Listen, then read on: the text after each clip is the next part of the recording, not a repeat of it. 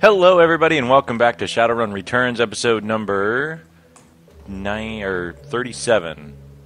You're not going anywhere. Oh, great. I'm surrounded by a bunch of elves, I think. Except for McCluskey over here. McCluskey? McCluskey smirks. Want some advice, moron? Of course you don't. You're a Shadowrunner, and you live by your own rules, don't you? I suggest you keep your smart-ass remarks to yourself this time, troll. Okay, orc. Mr. Telestrian isn't some street meat you can impress or intimidate. He's the brains behind the throne of Terngire. Oh, God. And one of the richest men in Seattle. And he holds your leash, right, McCluskey? You're his lapdog. Should I be impressed? Richer than hell elves take a dump the same way I do, McCluskey. Weird. His eyes say, I'd love to kill you now, but his mouth continues to its smirk. I got one of the richest and most powerful men in the Pacific Northwest taking care of me, dumbass. What do you got? Honor? Free will? Indigestion. Free will. Honor. Honor? I'm not really a street samurai, so why would I say honor? Sure, honor. You're dumber than I thought. Enjoy your chat. I'll dispose of your body later. I should have said indigestion. Mr. Quoth? The fussy elf with an air of a Victorian butler studies you from toes to horns. Hey, there's something that actually changed because you're a troll. Well, and, minor dialogue differences. Before he speaks, he doesn't like what he sees. Mr. Telestrian is expecting you. You will find him in the office. Or in his office. You his butler? Thank you, Jeeves. Is that still a reference? In 2050? This is an extraordinary estate. May I look around before I see him? Yeah, thanks, Jeeves. He is not amused. Delighted to be of service. I should do more voices. It's so hard, though. I wasn't that person that practiced voices the whole time I was growing up or anything. You may wait here for a few moments to gather yourself before you enter Mr. Telestrian's office. Some people find that they need time to prepare themselves before meeting an elf of his stature. However, the upstairs is off limits to you, and the library is occupied at the moment. Do not tarry. Is that what that says? I'm really far. Though, Mr. Telestrian is not one to be kept waiting long. So you can keep him waiting, but just don't keep waiting him long. Wow. It's nice. Algernon? What? I guess I shouldn't be so surprised. Actually, I'm not surprised. There's a twinkle in Algernon's eyes that wasn't there when you spoke at the Seamstresses Union. It's good to see you again. There's much to do. You run in some pretty different circles, don't you, Algernon? What the hell are you doing here? Okay, my magical friend, explain yourself. I do not run at all, Studbeefile. I go where I am needed, and I am needed here. Okay. Seek me out after you have spoken to James Telestrian. Perhaps I can be of service again. Okay. Thanks. Weird. I feel like he doesn't exist anywhere. Like, you can't actually shoot him because he's not actually here. Man. That's it, huh? Oh, see, I said in comments earlier, I was like, blah, blah, blah, but she's she's an elf, so what would she be and stuff. Well, it turns out James looks like he's an elf. Indeed. Well, actually, I guess I already said he was an elf.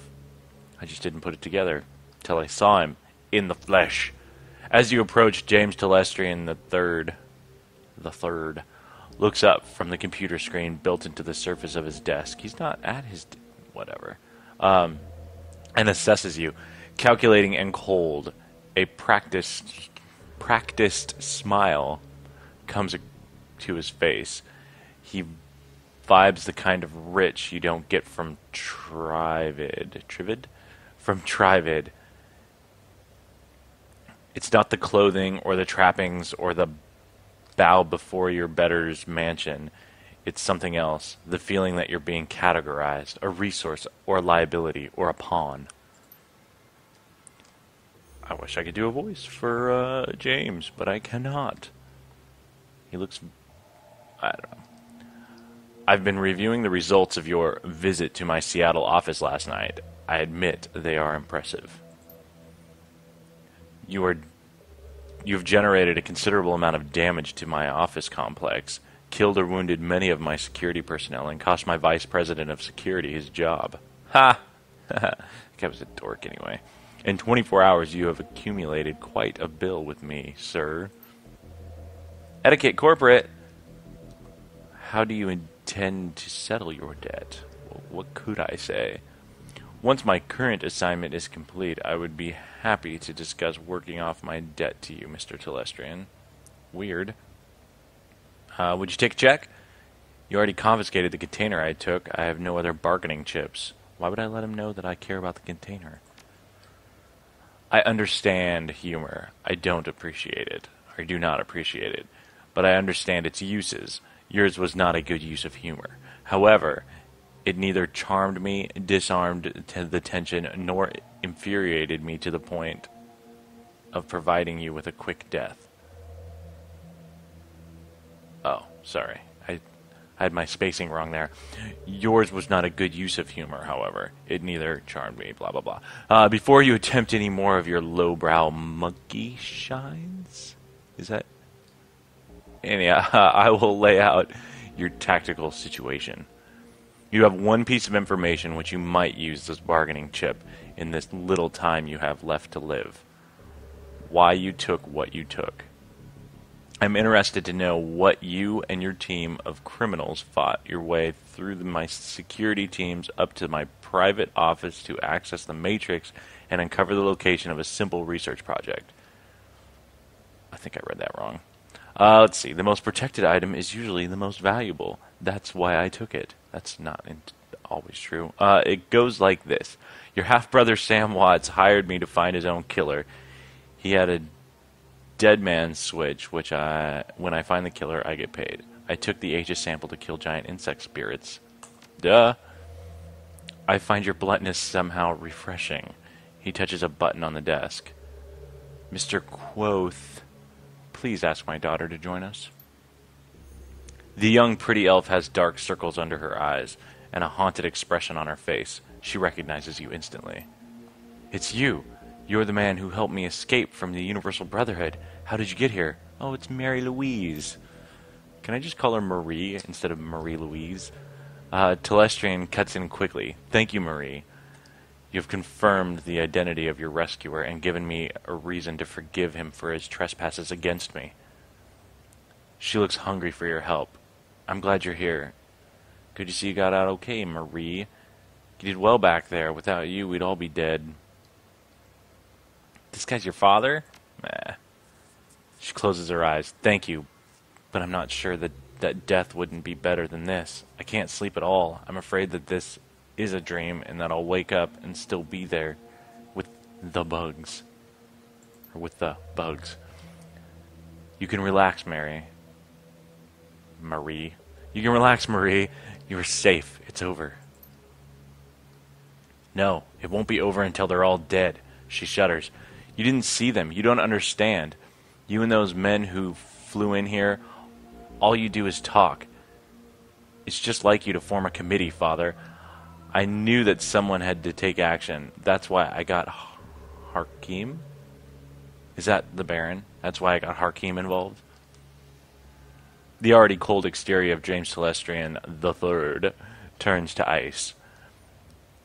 I see. It was you and your crippled little friend who leaked Aegis to this man. Oh, he's crippled. That's why he spent so much time in the Matrix. We will speak of it later, in private. Now then, Studbeefpile. There are people I wish you to meet. Why did that just zoom in? The committee my daughter alluded to. This is a rare opportunity for a man of the streets such as yourself. I urge you to behave. We will adjourn to the library. I would be delighted. I'm not really a committee joining sort of guy. Sounds like I don't have much of a choice. No. I would be delighted. I don't know if that is sarcasm or not. Just behave. Oh, it was sarcasm. Sort of. I mean, there is a weight in the Telestrian's library, a sense of magnitude and of purpose. You are no longer in the presence of mere wealth. You are in the presence of history. Okay. There's nothing in here except for weird... Lady and gentlemen. What? Lady and gentlemen, this is a stud beef pile. He is the troll who saved my daughter and the only one who has faced our common enemy in combat. Herr Brachus. Is that how you say that? What does the representative of the great dragon Lofre have to tell us about the magical insect this Shadowrunner uncovered? Brachus speaks slowly with a deep, melodious German accent. He takes his time, accentuating each word, relishing each vowel and each consonant, tasting them as if they were a delicacy. And I can't do a German accent. Yeah. Would that be like a Hansel from Hoodwinked? Maybe. I don't know. Not from Hansel and Gretel Witch Hunters, because, you know, they had American accents, which wasn't weird at all. Plus, the girl in the Gretel, she's British, but I guess Jeremy Renner? Hawkeye from the Avengers can't do a British accent, so they just had to make everybody American.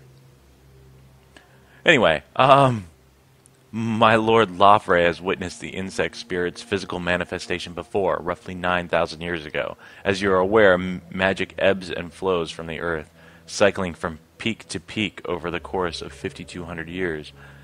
As the level of magic grows... What? Wow. Harlequin. I should have like a Joker voice or something. I can't actually do a Joker voice. I could do a weird voice. It not gonna happen. Hans, dear, I love you. You could babble on forever, and I believe time is of the essence. Obviously, I can't do any good voices. The painted elf addresses you. Stud, is it? Delighted. The bug you fought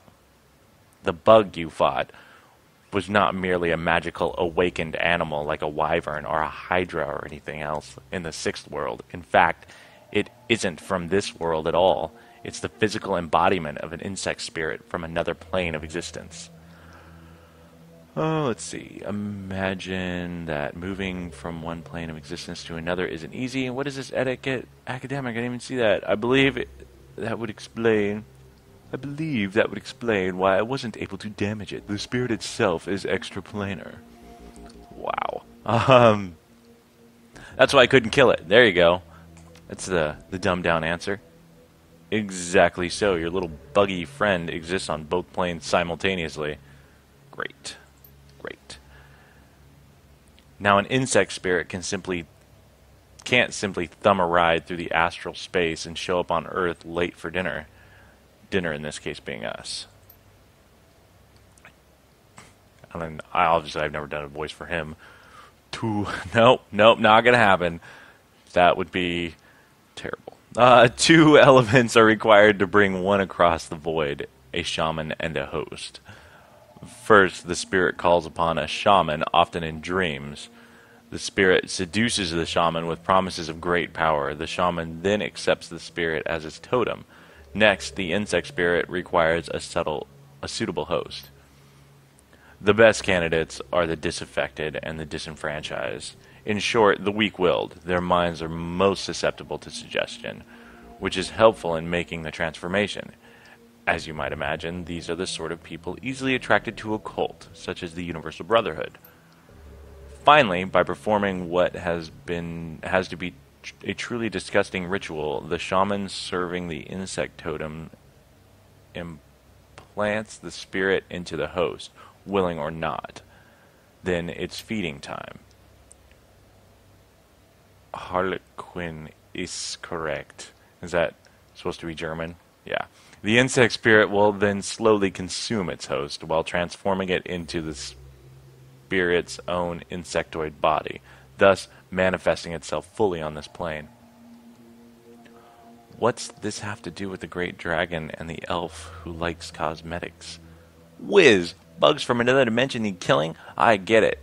I don't like the sound of this. No, what does this have to do with the great dragon and this guy? Funny kid, but it's no laughing matter.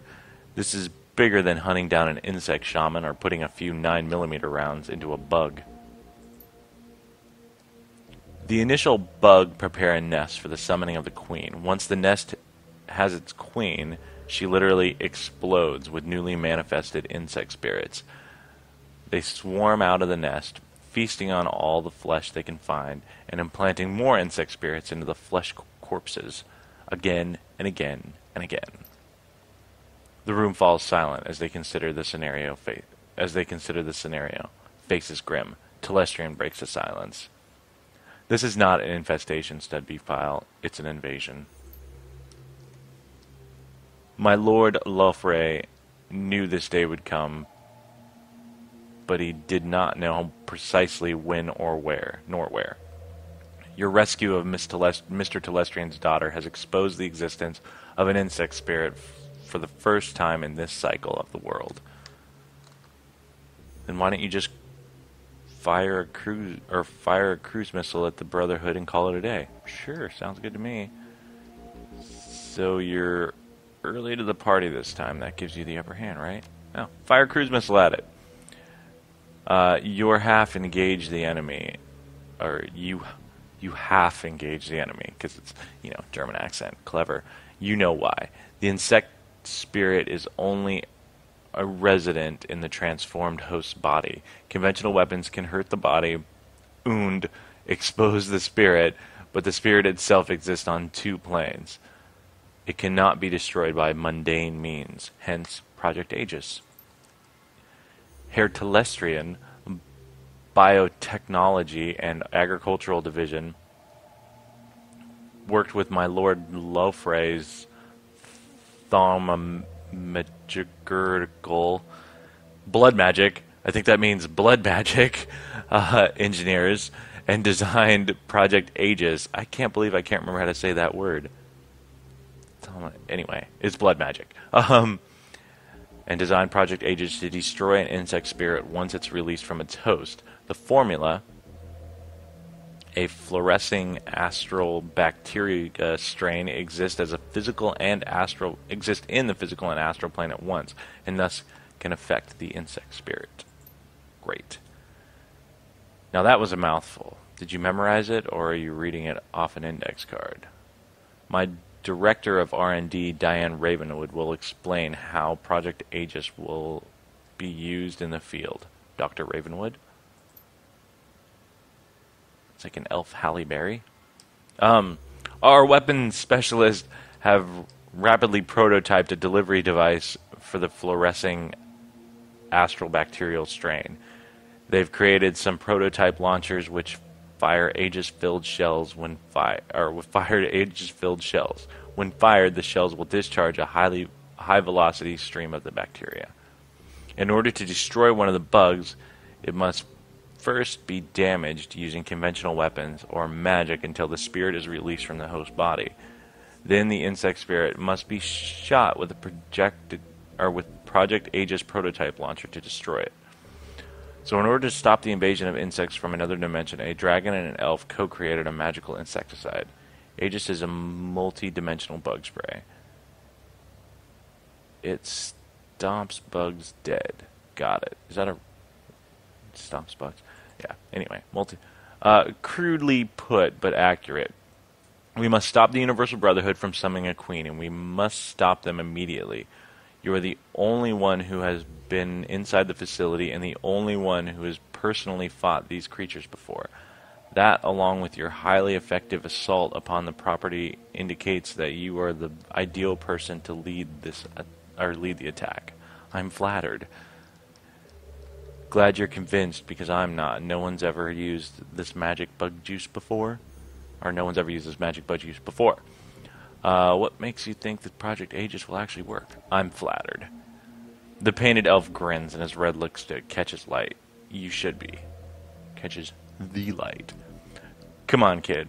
When fate taps you on the shoulder, you gotta pay attention. Unfortunately, she has a nasty habit of tapping you on the opposite shoulder, so that when you turn around, she's on your other side, giggling like a deranged schoolgirl. I hate that. What the foop? That was the weirdest analogy ever. Enough. Are you willing to undergo the mission, stud?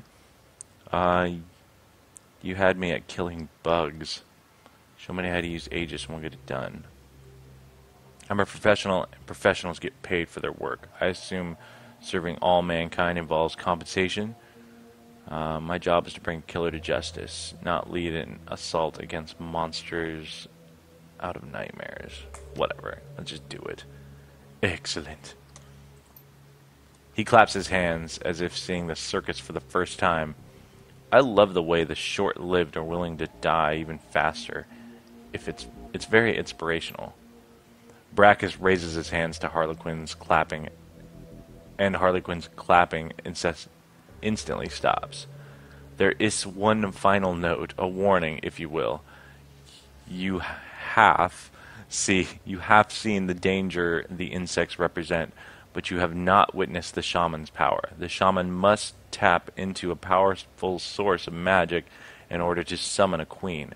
We do not know what abilities the power source will grant. Beware of the insects, but do not underestimate the shaman.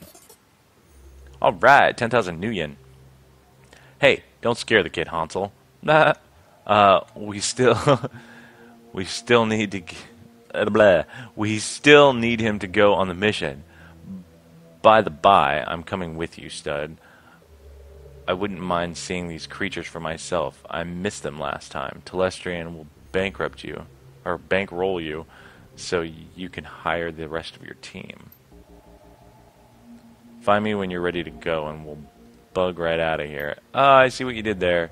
He sighs. Yes, speak with Harlequin when you're ready to depart. If you wish to acquire additional supplies for your mission, find my assistant, Quoth. He's highly resourceful. Okay. Scatter!